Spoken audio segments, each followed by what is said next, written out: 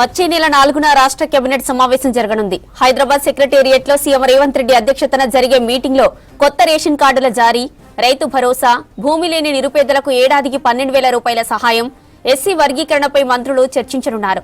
ఇక యాదగిరిగుట్ట ఆలయానికి బోర్డుపై కేబినెట్ లో డిస్కస్ చేయనున్నారు.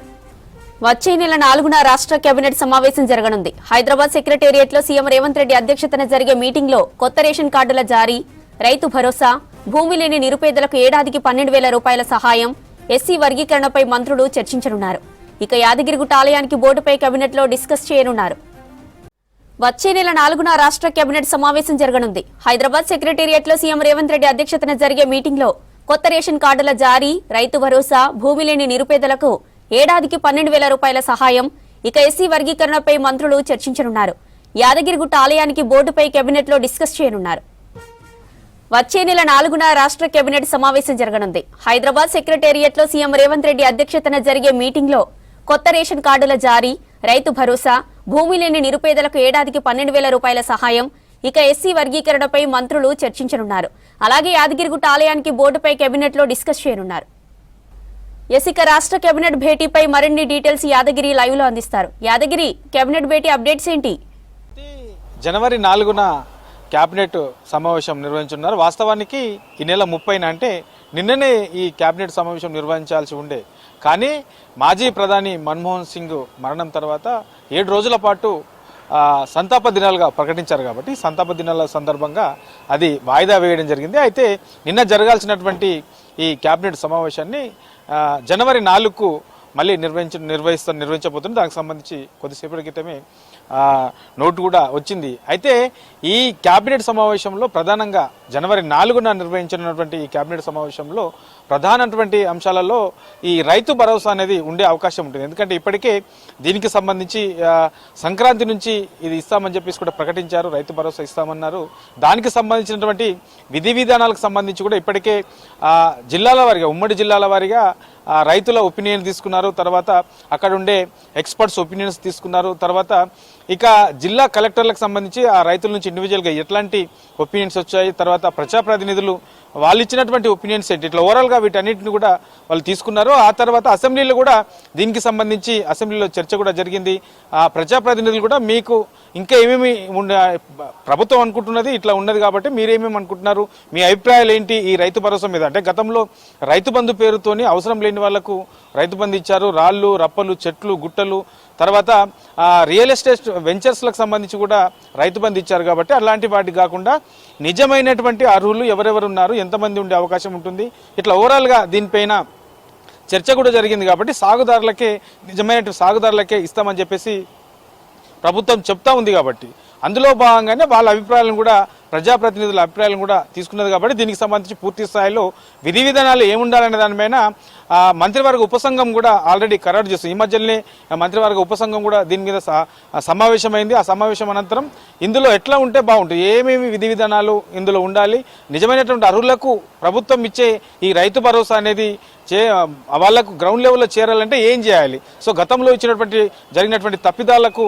తావు లేకుండా నిజమైనటువంటి అర్హులకు ఇవ్వాలంటే ఏం చేయాలనే దాని మీద కూడా మంత్రివర్గ ఉపసంఘం సమావేశమైంది. దాని మీద కూడా కొన్ని నిర్ణయాలు తీసుకున్నారు. కాబట్టి మరికొన్ని రోజుల్లోనే దీనికి సంబంధించి పూర్తి స్థాయిలో విధి విధానాలు తయారు చేసి ఎంతమంది సాగుదారులు ఉన్నారు, సో ఎంతమంది రైతులు ఉండే అవకాశం ఉంటుంది, దానికి ఎంత ఖర్చు అయ్యే అవకాశం ఉంటుంది. గతంలో ఎకరాకు 5,000 ఇచ్చారు, కాంగ్రెస్ అధికారంలోకి వస్తే 7,500 ఇస్తామని చెప్పారు. కాబట్టి ఈ ఎక్కువ అమౌంట్ ఇచ్చేదాంతో మొత్తం ఎంత అయ్యే అవకాశం ఉంటుంది, ఎంతమంది రైతులు ఉంటారు, ఎన్ని ఎకరాల భూమి ఉండే అవకాశం ఉంటుంది, ఇట్లా ఓవరాల్గా దీని మీద కూడా చర్చించి దీని మీద కూడా ఒక నిర్ణయం తీసుకునే అవకాశం ఉంటుంది. ఇక దీంతో పాటు రైతు కూలీలకు 12,000 రూపాయలు ఇస్తామని చెప్పారు. కాబట్టి భూమి లేని రైతు కూలీలకు 12,000 ఇవ్వాలంటే వాళ్ళకు ఎంత అయ్యే అవకాశం ఉంటుంది, ఎంతమంది ఉన్నారు, ఇట్లా ఓవరాల్గా దాని మీద కూడా చర్చించి ఓ నిర్ణయం తీసుకునే అవకాశం అయితే కనబడుతూ ఉన్నది. సో జనవరి 4న క్యాబినెట్ సమావేశంలో ప్రధానంగా ఈ రెండైతే ప్రధాన అంశాలుగా ఉండే అవకాశం అయితే ఉంటుంది. ఇక వీటితో పాటు స్థానిక సంస్థల్లో బీసీలకు రిజర్వేషన్లు అనేది ఇప్పటికే దీని మీద బీసీ డెడికేటెడ్ కమిషన్ దీనికి సంబంధించి ఒక రిపోర్ట్ కూడా తయారు చేసింది, ప్రభుత్వాన్ని కూడా ఇచ్చింది. కాబట్టి దీనికి సంబంధించి మరికొన్ని దీంట్లో ఉన్నటువంటి కొన్ని అనుమానాలకు సంబంధించి లేదంటే కొన్ని కులాలకు సంబంధించినటువంటి దాంట్లో కొంత భిన్న అభిప్రాయాలు రావడం ఇట్లాంటి వాటిపైన కొంత ఫైనల్గా దాని మీద ఒక ఫైనల్ రిపోర్ట్ తయారు చేస్తుంది. మరికొన్ని రోజుల్లోనే దీనికి సంబంధించి ప్రభుత్వానికి కూడా ఈ డెడికేటెడ్ కమిషన్ పూర్తి స్థాయిలో ఒక నివేదిక ఇచ్చే అవకాశం ఉంటుంది. కాబట్టి దీని మీద కూడా చర్చించి బీసీలకు మరి స్థానిక సంస్థలకు సంబంధించినటువంటి ఎన్నికలకు వెళ్లాలని చెప్పేసి ప్రభుత్వం భావిస్తుంది. ఈ రిజర్వేషన్లు కనుక ఖరారైతే స్థానిక సంస్థలకు ఎన్నికలకు వెళ్లే అవకాశం ఉంటుంది. కాబట్టి వీలైన తొందరలో దీని మీద కూడా పూర్తి స్థాయిలో రిపోర్ట్ వచ్చిన తర్వాత ఓ నిర్ణయం తీసుకొని ఫైనలైజ్ ఈ బీసీ రిజర్వేషన్లు అనేది కూడా కొంత ఫైనలైజ్ చేసే అవకాశం అయితే ఉంటుంది. ఇక వీటితో పాటు ఎస్సీ వర్గీకరణకు సంబంధించిన అంశం కూడా చర్చించి దాని మీద కూడా ఒక నిర్ణయం తీసుకునే అవకాశం అయితే ఉంటుంది. ఎందుకంటే 2025లో ఈ ఎస్సీ వర్గీకరణకు సంబంధించి పూర్తి స్థాయిలో దాన్ని అమలు చేయాలని చెప్పేసి కాంగ్రెస్ ప్రభుత్వం ఆ దిశగా ముందుకెళ్తుంది. కాబట్టి ఈ అంశాల పైన కూడా ఈ ఎస్సీ వర్గానికి సంబంధించి ఏం చేయబోతుంది, ఎట్లా ఉండే అవకాశం ఉంటుంది, ఎప్పటి నుంచి అమలు చేయవచ్చు అనే దాని మీద పూర్తి స్థాయిలో దాని మీద కూడా చర్చించి ఒక నిర్ణయం తీసుకునే అవకాశం ఉంటుంది. ఇక యాదగిరిగుట్టకు సంబంధించి ప్రత్యేకంగా దీనికి సంబంధించి ఒక వైటీటీ బోర్డును కూడా నియమిస్తామని చెప్పేసి ప్రభుత్వం ఆల్రెడీ చెప్పింది. సీఎం రేవంత్ రెడ్డి కూడా దీనికి సంబంధించినటువంటి కసరత్తు చేయాలన్నారు. దాదాపుగా దీనికి సంబంధించి దేవాదాయ శాఖ అధికారులు దీనికి సంబంధించినటువంటి విధి విధానాలు కూడా తయారు చేశారు.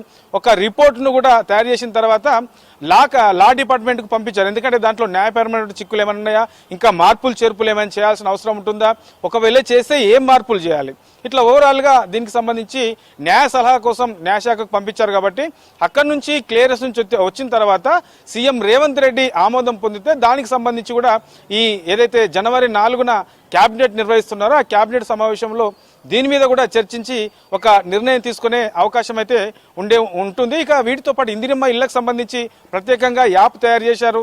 అది సర్వే కూడా కొనసాగుతుంది. అయితే ఈ సర్వే చేసే టైంలో రకరకాల క్వశ్చన్స్, తర్వాత గ్రౌండ్ లెవెల్లో వాళ్ళు అడుగుతున్నటువంటి పేద ప్రజలు ఎవరైతే ఉన్నారో అక్కడి నుంచి కొన్ని ఈ యాప్లో లేని అంశాలకు సంబంధించి కొన్ని కొత్త సమస్యలు కూడా క్రియేట్ అయ్యే అవకాశం ఉంటుంది. కాబట్టి అట్లాంటి విషయాల్లో ఎట్లా ముందుకెళ్లే అవకాశం ఉంటుంది, ఏం చేయాలి, చాలా మంది కూడా అంటే ఫస్ట్ ప్రయారిటీలో సొంత జాగా ఉన్న వాళ్ళకే ప్రభుత్వం ఇందిరమ్మ ఇల్లు ఇస్తామన్నది.